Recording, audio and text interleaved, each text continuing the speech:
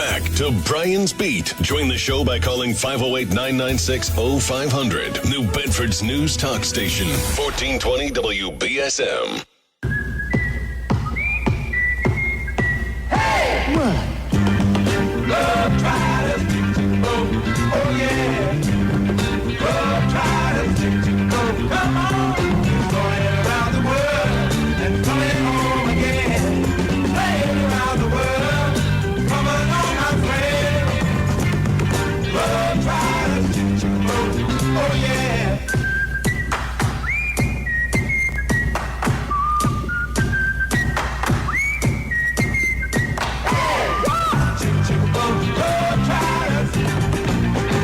Hour two of Brian's Beat now.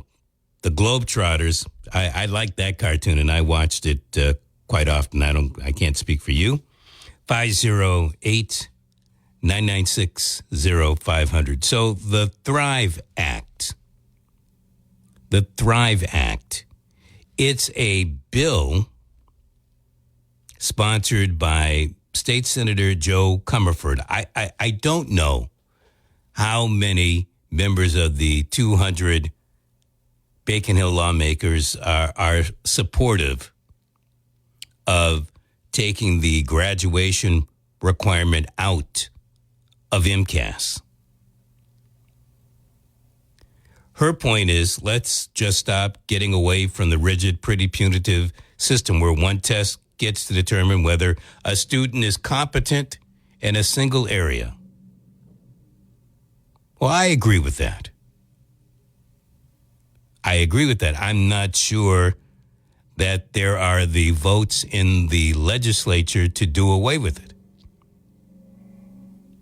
However, the people, it looks like, again, we really won't know till the end, but the folks at the Massachusetts Teachers Association, and I'm not big on the teachers union, but sometimes politics makes strange bedfellows. And in this particular case, I agree with what the mass teachers are trying to do, and that is to stop MCAS as being a graduation requirement. I have a feeling somewhere down the road, it's gonna be something similar to like marijuana, where it becomes decriminalized and then for medicinal purposes, and then finally totally legal. So what do I mean?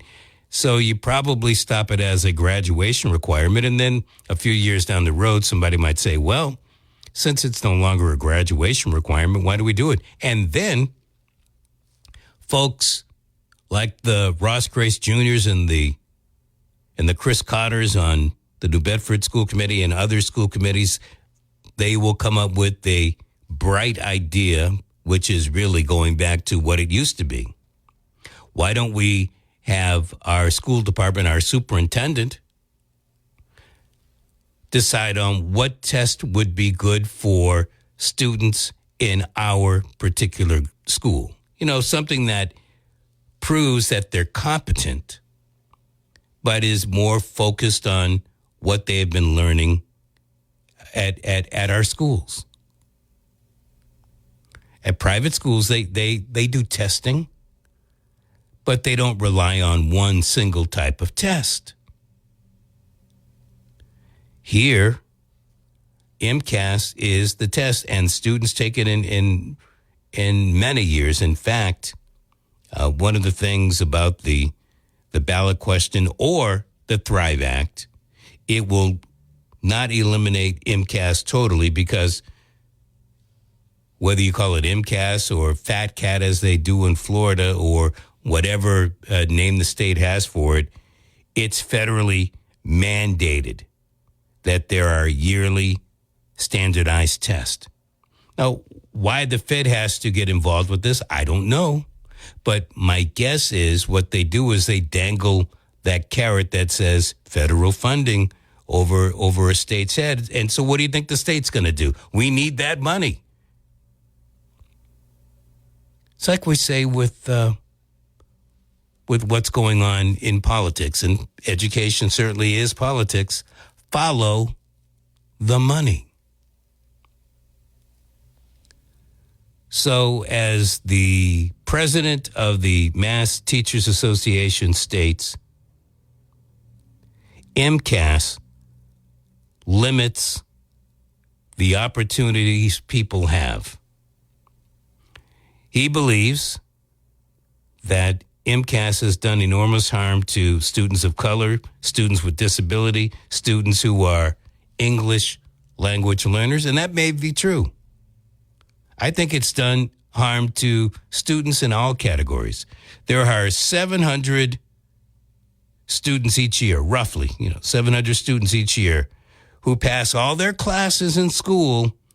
They do everything right, but they don't get a passing score in MCAS, and because they didn't, they don't get a high school diploma. Is that right? Is that what is fair in life? But is it fair? Do you agree with it? Love to hear from you on the show today. 508-996-0500. When we come back, Ross Grace Jr. We've got Ross Grace Jr. coming up after this call that we're going to take right now. Hello. Hi, how's it going? I'm winging and I'm wanging. How are you? Good. Could I change the subject? I guess. Okay. I spoke to you the last time the other day, and it was about the diabetes. Yes. Last week. And thank you, because I got my number. Yeah, and I was way off on that other number. I'm sorry. My A1C was 14.7, and my other number was 500, and I think they said 26. Had to double check. Yes, I do remember that. Yeah. Now, I called because I have a question. Now, I hope you remember this. You said to me, it was towards the end of my call, and you said, yes, I have diabetes and whatever, and then you said, and I don't take anything. Correct. Well, so my mind's telling me it's either one or two things. If you're not taking anything, then you must be eating low carb or pretty close to no carb, or you wouldn't be walking around. Yeah, pretty close to no, but I also take chromium. Yes, I know about that. What about berberine? Have you tried berberine? Nope. Chromium seems to be doing it. Really? How much? How much? One tablet a day. I want to say maybe 200 micro whatever's MCG, I think it is. I'll have to double check. Are you getting this online or in the store? I get it. Well, in fact, good question. I got the last batch over at Down to Earth in New Bedford. I did get some online before. Well, look into berberine, too. I just can't seem to find it. I'm going to have to go online and get it, but amazing results with berberine. Berberine? Yes, Never heard of it. Definitely lower. Yeah. Berberine. Berberine. Berberine. I'm looking for some just to try it out. Well, my 14.7 is down to a 6.1 A1C, and the 526. In fact, I did my blood sugars yesterday, and I was 96. Now, I don't understand this. You were, what'd you say it was? The first A1C, the real high one? What was it? 14.7. Okay, 14. And your doctor didn't offer medication? Oh, he did. Okay, I refused and when you it. told him no, yeah, and okay, and so you're going to do yourself like I did. But the thing is, it doesn't go low overnight. So how was it you didn't die with a number 14, and it takes time to go down, and you were still eating the same food? Or you no carbs? So there, to do this quickly because I do have somebody waiting. Yes, there were 3 doctor appointments in 1 week. One to get the blood drawn, and then that day they told me I was 526. They had me come in the next day, and they wanted me on insulin right away. And I said, if you take me off of some of the other medications, I'll consider it. And they said, no, we're not going to do that. And I said, I'm not going to take it. And then I had to come back that Friday, and it already had gone down. But in between those times, I had already reached out to the naturopathic doctor, and he told me to go out and get the chromium, and I did it. And when you it have just time, slowly went down. Time now, but when you do, I'd like to get back into it and talk about the naturopathic holistic doctors. I want to get into that. And I'm looking for a good one. I'm just going to dump my doctor because she's not really going along with what I'm doing. She said, oh, you're doing real great. This is real good. You're off your medicine now, blah, blah. but she still didn't like what I was doing. So I'm just going to get away from doctors, and that's the way it's going to end up with me. Yeah, no problem. Find a nurse practitioner. Yeah, well, okay. Yeah. I have one in my family. My daughter is, but you can't do that with your family member because we get into things. Yeah, I hear you. Hey, thank you much for the call. I do appreciate it. Bye-bye. 508-996-0500. I am reaching out today. Actually, earlier this week, I reached out to Ross Grace Jr., who is a member of the New Bedford School Committee, because I was talking about that incident up in Brockton, as you recall, yesterday. And he says, well, quite frankly, I've been concentrating on the Thrive Act. And I said, what's the Thrive Act? And so he told me it's this push legislation to remove MCAS as a high school graduation requirement. And I said, well, there's a ballot question to do the same thing. And so now I said, let's have a conversation about this. So welcome, Russ Grace Jr. Hello, man. Hey, good morning, Brian. Thank you for having me on. It's a pleasure to be back on with you, Brian, and it's an important topic. Very important. I think that no matter which way it goes, we agree that MCAS needs to stop here in the Commonwealth, and if nothing else, at least as a high school requirement. Why don't you tell us about Thrive?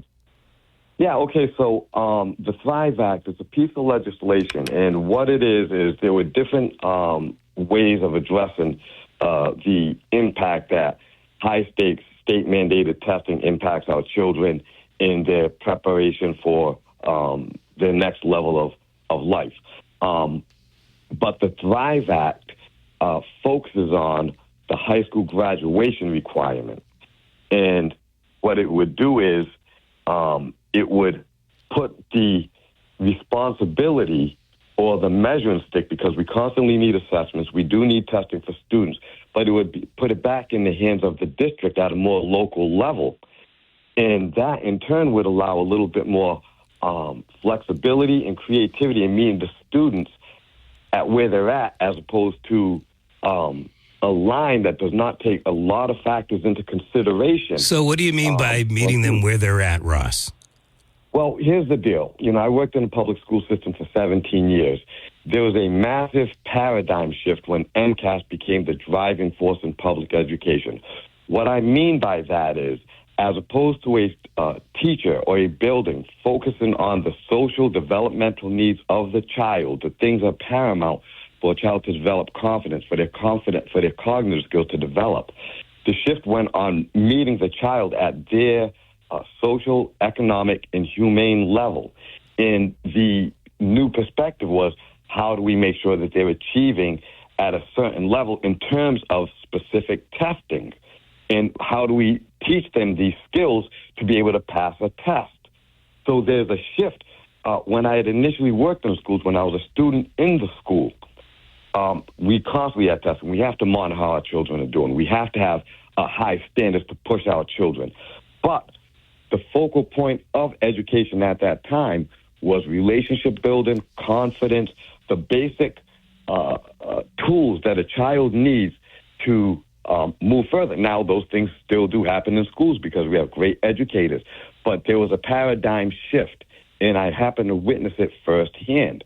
When we were getting a new child into the school, once MCAS was moving full force, the teacher's first question to me as the assistant principal introducing the child records to that teacher was no longer, all right, where is this child from? What is their family's needs? And that was the conversation. We spent time focused on child. So now the conversation became, oh my goodness, how are they testing in their last school?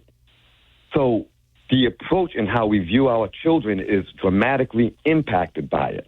So, Ross, what I hear here is that you haven't really come out and stated it, but it sounds like what other teachers have stated, in that they all of a sudden end up teaching to a test instead of teaching the English, the mathematics, and, I don't know about all the old social stuff that you're throwing in there, but I certainly don't hear anything about, learning language skills, learning, the things that, you take a test on, to pass algebra or science or whatever. Yep. And that's not to say that the schools don't have support systems in place to help those students with those needs, except it was diminished and cut down because the focus was making sure that they were passing assessment, will happen pretty regularly, weekly, and then able to pass the test. Now, what it does do, and this is the problem with it, it doesn't take into consideration a lot of the factors that children bring into the building.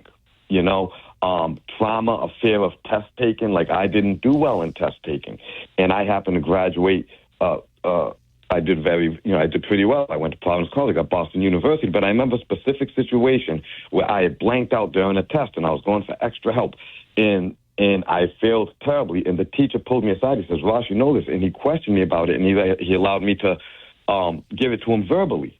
You understand what I'm saying? So I was still able to translate what I knew, even though I wasn't able to pass that test.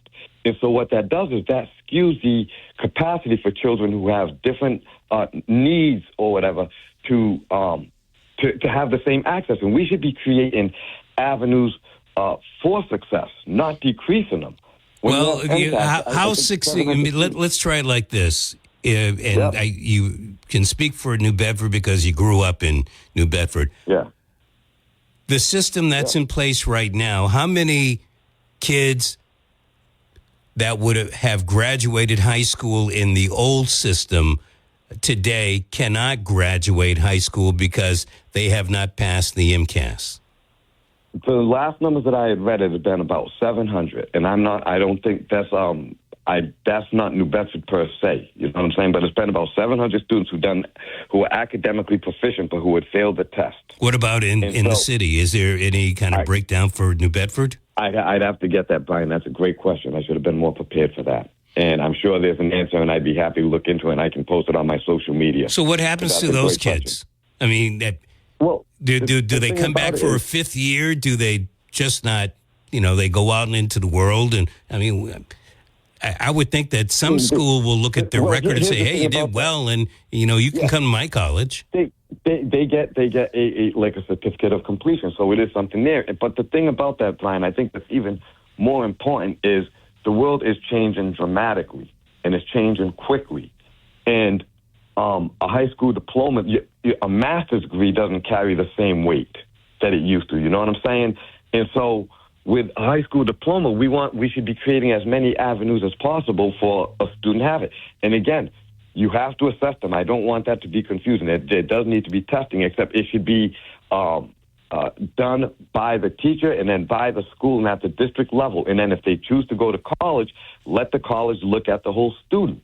And if you look at a lot of these private schools don't have MCAS testing. And that's where, you have to question, is there a reason that it just happens with the public schools in the constituency of the public school department? These are all questions that we have to think about. There's a hint of marginalization, and I think that allows teachers more flexibility, and it allows them to tap into the student as a student to develop their capacity to learn and be successful in as many ways as possible. And that's what we're missing because the job force is changing. So we want kids to more than be able to pass a test, to be able to have confidence in a certain trade or develop as many venues as possible for them to explore what they like to do as a career. You're making sense, Ross. You really are. So if you're making this kind of sense, why is it that the Department of Elementary and Secondary Education keeps going full force with this as a graduation requirement? And what are your school committee members saying about this? Are they in favor of ending it as a graduation requirement, or what's the temperature at the school committee?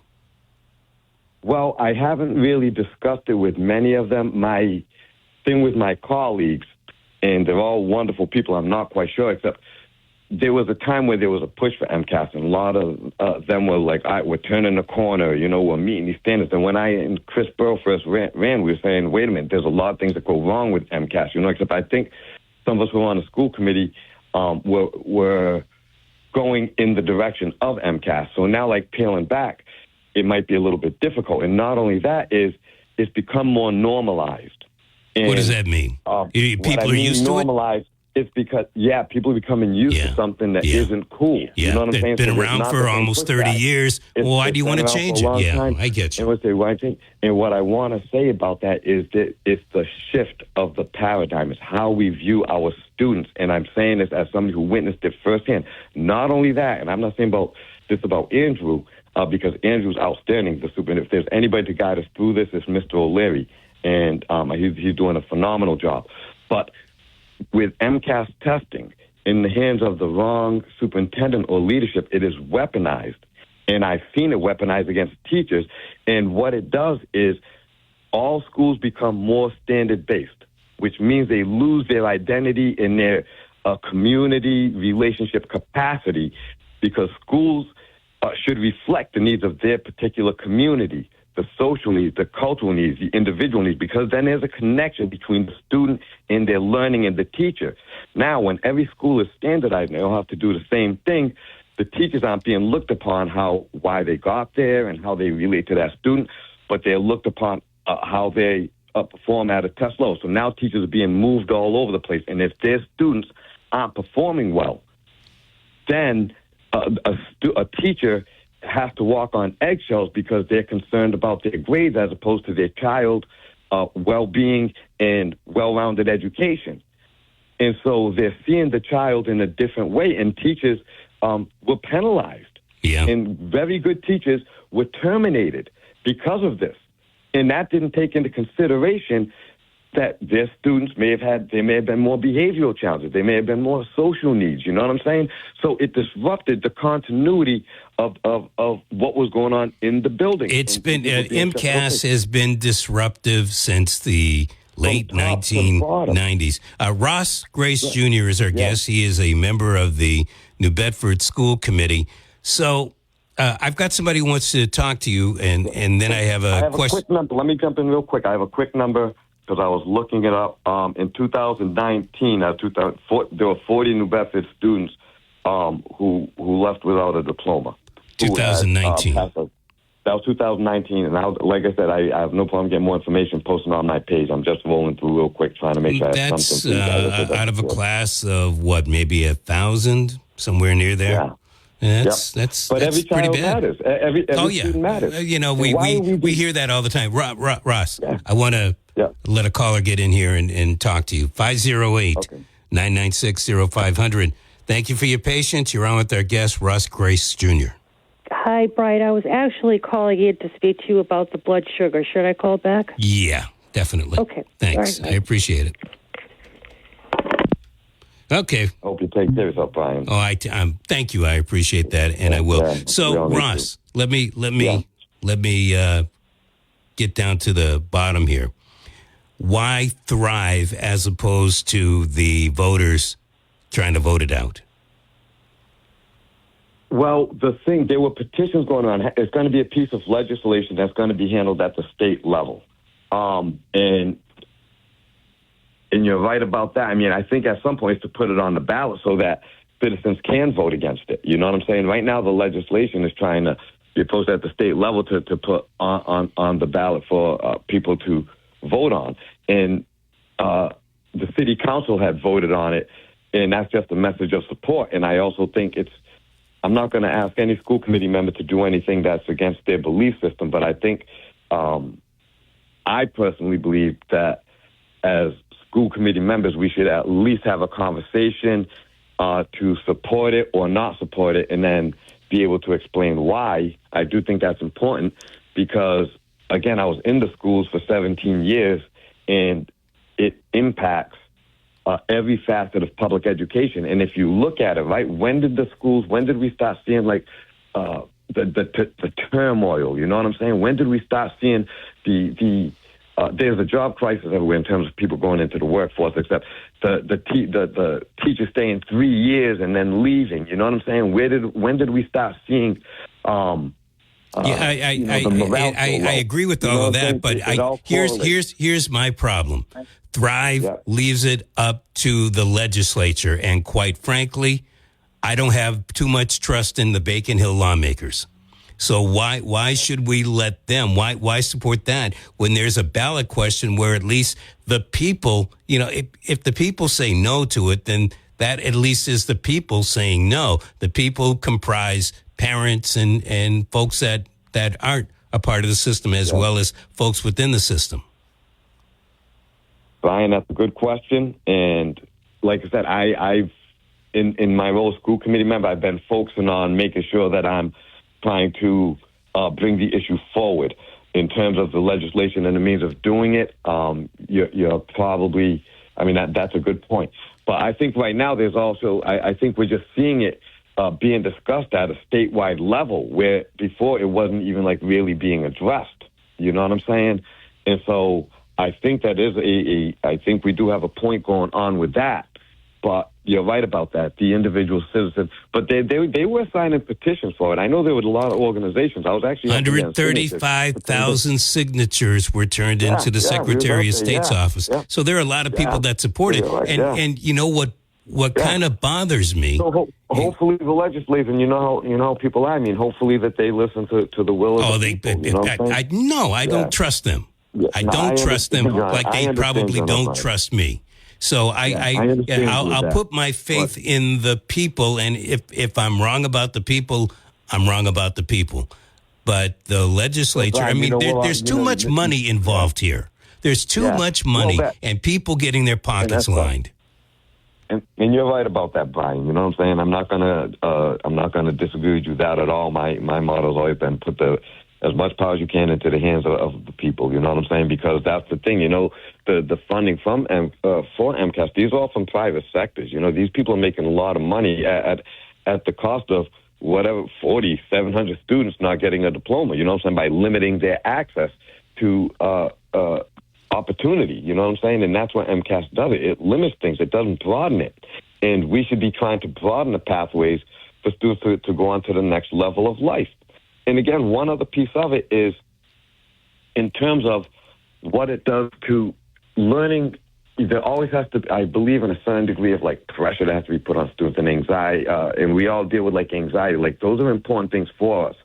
Except when it's your entire educational potential into educational career, that's an awful lot to put on a student. Well, what about that student who has the capacity to here's something and else. I think about the individual student. I hear you, Ross. I think about each student as an individual. Ross, take a breath. Yeah. Take a breath. If you're thinking about the individual student, then I would be championing. I'm not big on them, but charter schools. So there are other alternatives to just the one size fits all. Now, I know the charter schools also have MCAS, but they have different measures of discipline and whatnot that the traditional schools don't have. So let's go for choice here. Yeah, and charter schools, and I have nothing against them. I've worked closely. I've had family members who have attended them. But there is a certain degree where there's selectivism in there. You know what I'm saying? The public schools take all students.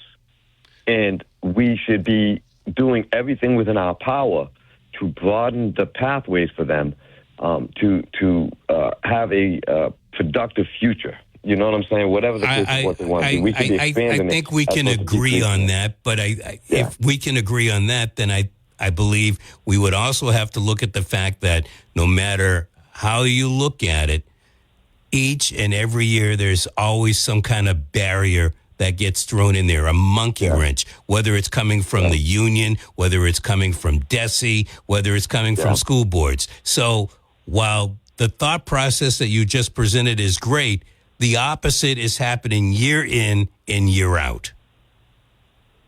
Well, I happened to be elected school committee a couple of years ago. Our platform was to challenge the status quo of the MCAS system, and we got an awful lot of votes for it, and so we're pushing that the best that we can. And there are going to be obstacles. At least it'll keep it on the forefront of people's minds, and if we get the word out, people may learn more about it. And even if nothing else, maybe it'll change some minds of the way that our buildings operate. So even if it fails, maybe that there can be a reshifting on meeting the student, and that's the language I use all the time, at where they're at. on who they are and working with them as individuals and developing means and tools within the building and within the classrooms to present a vision for their future as opposed to just being able to pass a test. Is the state going to allow you to do that? Well, we're putting up the good fight. Well, I hear you. I know you're putting up the good fight. I know Chris Cotter's putting up the good fight. But it sounds to me that even within your rank and file, that there's apprehension. And if there's 7 of you, if the vote's 4-3 and you lose, then aren't we back at square one? But the parents and the students are the ones that are really on the losing end of that stick. And we're trying to give voice to them the best that we can. I know there's a lot of organizations out there, in particular the Coalition to Save Our Schools. You have just individuals throughout the community who are trying to at least spread the word. But ultimately, when we're working in a hierarchical system and education should be cyclical, if you look at the dynamics, it starts at the state level, then goes all the way down, and who's at the bottom? I mean, who takes the short end of the stick? The students and the families, unfortunately. You know what I'm saying? Yeah, I hear you. But even why does the federal government make it a requirement for in our state MCAS to be yearly test? And you have to question that. And I guess I think initially what their discussion was, I think it began with like globalization. And when you're looking at globalization, you want to perform academically or grade-wise at the same level or higher than a lot of other countries that were outpacing us. And so with globalization, you have to take into consideration that a lot of these other countries who had these different standards that their students were meeting, their economic backgrounds were more aligned. Their cultural and nationality was more aligned. America is very, very diverse, let alone Massachusetts. And so the way we measure our students and in terms of how we were trying to compete with the global market and be competitive with them, I think we'd have to do differently than, except that's where like MCAS came about. And it started off, I guess, with an initial vision of we wanted our students to achieve, except achieve what? And at what consequence? Are we cutting our nose off in spite of our face? I guess I look at it from the standpoint, I am so glad that my kids are done, but I worry about what's going to happen when they have kids and their kids. I know one son has already said he's not even going to consider the government schools. Yeah, I mean, if I had to put on my activist hat and my school committee hat, take off my school committee hat, I mean, I'd say it's an assault on public education. And who does the public who does public education serve? For the most part, those of low economic socio backgrounds. When kids don't do well in school or they're not connected to their educational process, they're out in the streets. They go to prison, and there's a whole line of things that come with that, and people make money off of that. And so, if I am thinking as an activist in the way that I do when I'm not a school committee member, I question the whole larger dynamics of it. You know what I'm saying? And why is it imposed upon the public schools where they get less funding? I mean, we're doing well now in our district, except why isn't a private school with kids who make far more money with far more support, who are already ahead in the race, why aren't they being held to the same standard? I mean, these are things that come to my mind when I'm just thinking. You get what you pay for, Ross. You get what you pay for. And so it also keeps a certain class in certain positions, another class in other positions. Well, you know what? Again, I can't agree with that. The student gets what the student gets out of the school. And part of the problem with schools today, and this predates you being on the school committee, is that the superintendents can't wield the power and the principals can't wield the discipline power that they used to be able to have. I don't know if you had a chance to check out what I was telling you about Brockton, but I mean, this is like Girls Gone Wild down in Mexico during spring break. Kids Listen, Brian, smoking in the bathroom. You're the last one I'm the last one that needs to buy into that one, because by the time I had left the school department and there was certain administration there, they thought that my style was, that they called it militant, which I took exception to, except if we don't have expectations for behavior and accountability for while our children are young, if we're not teaching what is acceptable and unacceptable, or we're making things readily available to them and say, yeah, you can do this, you can do that. And if your parent doesn't agree with what's going on, they can come in and jeopardize a teacher's career. We're sending the wrong message. And absolutely. But that's one of the reasons folks like myself sent kids to private school, because the ball has just run away. Yeah. And hopefully, MCAS is just one thing that needs to be changed. So I'll give you the final word here about what do you want the us's to do in order to make, whether it's the ballot question or Thrive, become reality? Well, I think number one is I think parents and families and community members just need to be informed as much as possible. How are you going to go about doing that? I try to keep some things on social media, and again, I'll be making a motion on the floor at the school committee. But there's also activists out there, and as parents, I mean, I have kids in the school. I do, and this goes back to our conversation, is I also have some responsibility in this game to know what's going on and look into things. You know what I'm saying? Like, here's my quick suggestion to you, Ross. All right, go ahead. Let's put the activist hat back on for a second. So let's have some community meetings, whether you have it at a school or at a church, and have people come to these meetings to let them know what you're trying to do, whether it's Thrive or the ballot question. This is how you get out the vote. That's number one. Number two, my guess is there are a lot of kids at New Bedford High School. I'm using the high school right now, but we could also say the Voc, that are seniors getting ready to graduate, whether they graduate with MCAS or without. But they're probably pretty close to 18 years old. Let's make sure that when they get that high school diploma or the certificate of completion, that they also get a register to vote ballot, registration card, so they can register to vote. Do you remember we used to do that? And no, I don't. I don't. I mean, when I was in high school, we did. When I was in elementary school, we used to have practice mock elections. By the time I was in high school, they were giving us cards to register to vote when we was of the age. Yeah, and this is the stuff that I'm saying that we've kind of lost in the direction of public education. You know what I'm saying? But yeah, that was definitely done before. And but start with the meeting so people know what's going on. That way you're getting the word out. Worst case scenario, they don't like what you're saying. But the one thing for sure is if you don't get out and talk to them, then that message will get lost. I don't know how the other members of the school committee are going to vote for on something like this, but if you're tentative with it, then that's why I say let's take it to the voters. Well, I think that, I do work, there's some organizations doing a lot of really good footwork right now, you know what I'm saying? And they do the door knocking. I am getting older, I do have a job, so I try to do my role, but I know there are some, and I try to support those organizations, and I will be mindful because I communicate with them on a regular basis, and I'm sure they're listening. Those are things that we can pursue, but they've done a great job. Some of the organizations really have been trying. I believe you. I do see but let them try, but we're going to keep on trying. This is what I want you to do.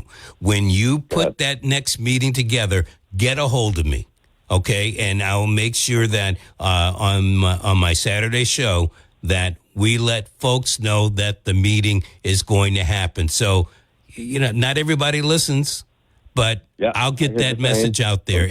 And my guess is that some of the other guys here will do the same thing. Yeah, it's called putting up the good fight, Brian. You know what I'm saying? It's called putting up the good fight. There you go. All right, Ross. Brian, listen, I appreciate you, man. Thanks for having me on, and I hope all the listeners have a good morning. You too. And you have a great day, Brian. Take care. You too. Thank you very much. Ross Grace Jr., in his, I think, third year now on the New Bedford School Committee. Got time for a couple of calls if you're interested at 508-996-0500. And my thanks again to Ross Grace Jr. for joining us on the program today. I feel strongly about it. I feel strongly about a lot of educational issues, and that's why you probably hear me do a lot of talking about it. But if we don't activate ourselves, whatever the issue may be, then we are doomed. We are doomed.